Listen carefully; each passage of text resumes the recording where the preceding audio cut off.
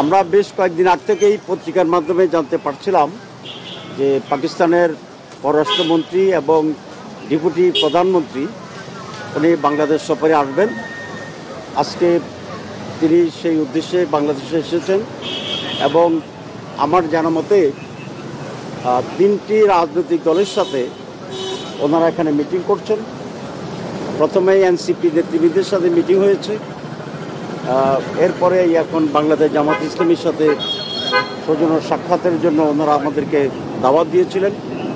আমরা 5 সদস্য একটা ডেলিগেশন পাকিস্তানের ডেপুটি প্রাইম মিনিস্টার এবং ফরেন মিনিস্টারের সাথে তাদের আমন্ত্রণে এখানে এসেছি এবং সৌজন্য সাক্ষাৎ হয়েছে।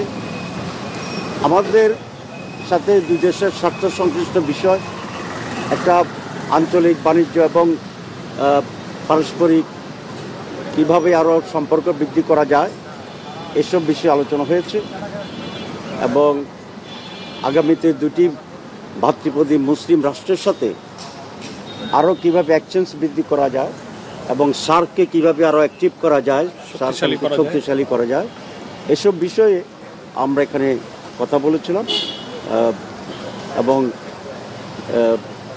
খুব সৌজন্য সাক্ষাতের পরে অল্প সময়ে আমরা আমাদের সাক্ষাৎকার শেষ করেছি। বাংলাদেশ সরকারের সাথে কালকে ওনাদের অনেক দ্বিপাক্ষিক আলোচনা হবে। আমরা বলেছি যে সমস্ত আনসেটেলড ইস্যুস আছে সেগুলো যেন খুবই কনজেনিয়াল অ্যাটমসফিয়ারে এটা দ্রুত শেষ করা দরকার এবং আমাদের সমস্ত মুসলিম রাষ্ট্র, যে সমস্ত মুসলিম স্টেট আছে, সকলের সাথে একটা সুসম্পর্কের মাধ্যমে আজকে বিভিন্ন বিশ্বে যে সমস্ত সমস্যা হচ্ছে, বিশেষ করে আমাদের যে ফিলিস্তিনের যে সব সমস্যা হচ্ছে, এসব বিষয়ে যেন ঐক্যবদ্ধ একটা স্ট্যান্ড মুসলমানেরা নেয়, মানবতার পক্ষে, হিউম্যানিটির পক্ষে, সে আলোচনা আমরা করেছি।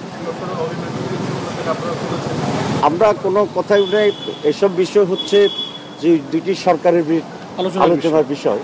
আমরা আশা করি সরকার সেগুলো আলোচনা করতে